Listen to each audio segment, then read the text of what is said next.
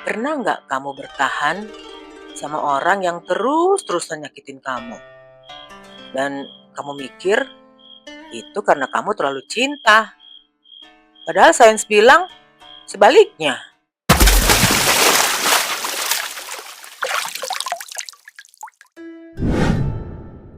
Assalamualaikum warahmatullahi wabarakatuh. Halo kawan selisih. Selamat datang kembali di ruang diskusi kita.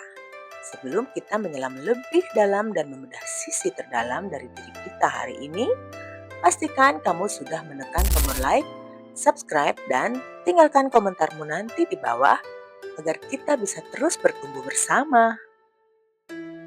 Ada orang yang datang dalam hidupmu, dan sejak pertemuan pertama, dia membuatmu merasa, wow, ini dia nih orangnya. nyambung, nyaman, tawa kalian seirama, dan rasanya Dia sangat berbeda dari yang lain pokoknya. begitu kan biasanya, ayo jujur. Tapi anehnya, semakin kamu melangkah jauh, semakin kamu bertahan, semakin kamu terluka. Dan di malam-malam yang sepi, kamu mulai bertanya pada dirimu sendiri. Kalau emang dia jodohku, kenapa rasanya seperti ini?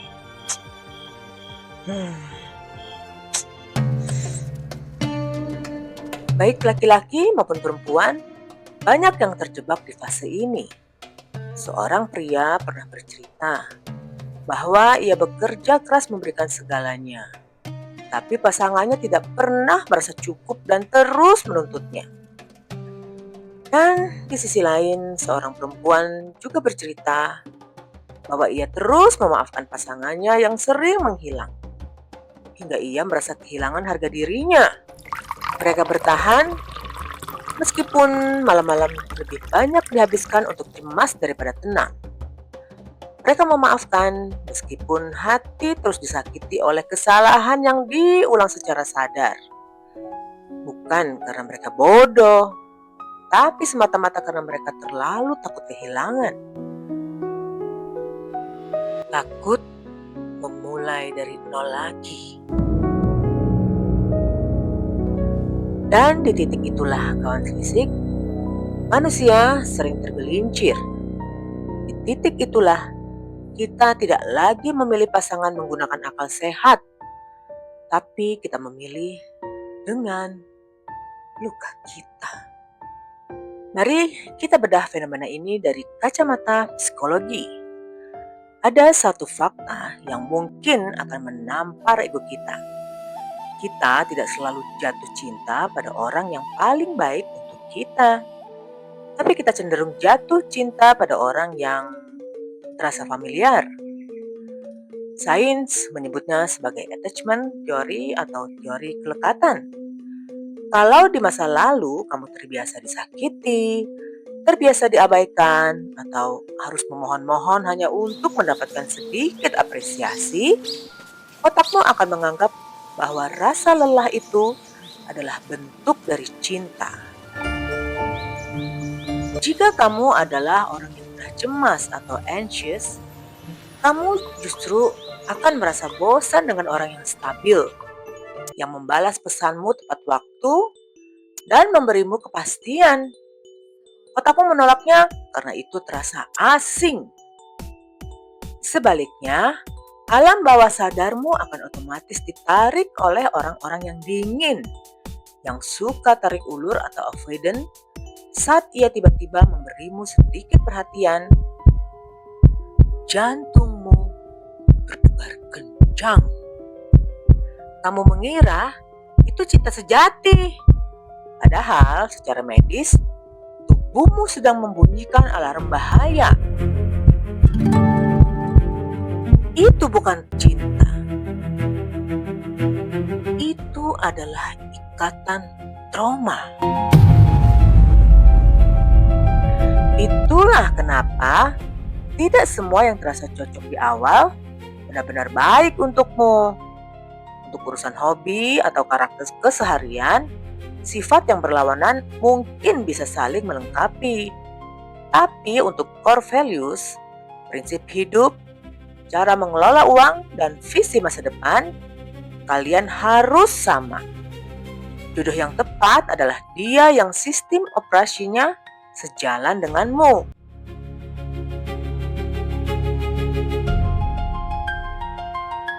Sekarang mari kita letakkan teori sains sejenak. Mari kita melihat filter terbaik yang ditawarkan oleh Islam untuk menyaring siapa yang pantas bersanding denganmu. Allah berfirman dalam surat An-Nur ayat 26, wanita-wanita yang baik untuk laki-laki yang baik, dan laki-laki yang baik untuk wanita-wanita yang baik. Ayat ini adalah cermin yang sangat adil. Jodoh itu bukan sekedar tentang menemukan orang yang tepat, tapi menuntut kita untuk menjadi orang yang tepat terlebih dahulu. Nabi Muhammad SAW juga memberikan panduan yang sangat seimbang untuk laki-laki dan perempuan. Bagi laki-laki yang sedang mencari istri, beliau berpesan, wanita dinikahi karena 4 hal: hartanya, keturunannya, kecantikannya, dan agamanya. Maka pilihlah karena agamanya. Dan bagi perempuan yang sedang dilamar oleh pria, beliau juga memberikan standar yang sama tegasnya. Jika datang kepadamu seorang laki-laki yang engkau ridhoi agama dan akhlaknya, maka terimalah. Lihat, bagi laki-laki maupun perempuan, syarat utamanya sama, agama dan akhlak. Kenapa?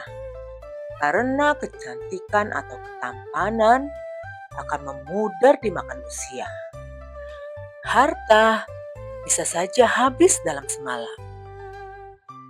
Tapi akhlak, itulah satu-satunya jangkar yang akan menyelamatkan kewarasanmu saat badai rumah tangga datang. Dalam Islam, inilah yang disebut sekufu atau kesetaraan. Sekufu bukan soal status sosial, melainkan kesetaraan frekuensi jiwa. Dengarkan ini baik-baik. Kalau kehadiran seseorang justru membuat ibadahmu berantakan, membuatmu jauh dari Allah, dan membuatmu terus merasa tidak berharga, itu bukan cinta. Itu adalah ujian. Tujuan akhir dari hubungan dalam Islam hanya satu, sakinah, ketenangan. Ya, mungkin selama ini kita salah fokus. Kita terlalu sibuk menyusun daftar kriteria tentang pasangan yang sempurna, sampai lupa untuk memperbaiki diri kita sendiri. Kita menuntut untuk dicintai dengan tulus, tapi kita sendiri belum berdamai dengan luka masa lalu kita. Kita menginginkan pasangan yang baik dan setia, tapi kita belum berusaha memperbaiki akhlak kita sendiri. Dan tanpa sadar, alam semesta akan menarik seseorang ke dalam hidup kita yang hanya mencerminkan siapa dari kita saat ini.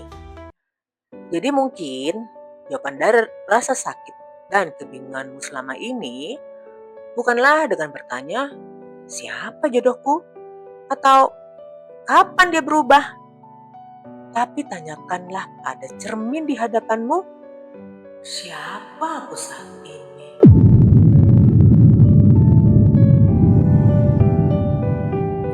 Karena jodoh yang tepat tidak hanya akan datang pada waktu yang tepat.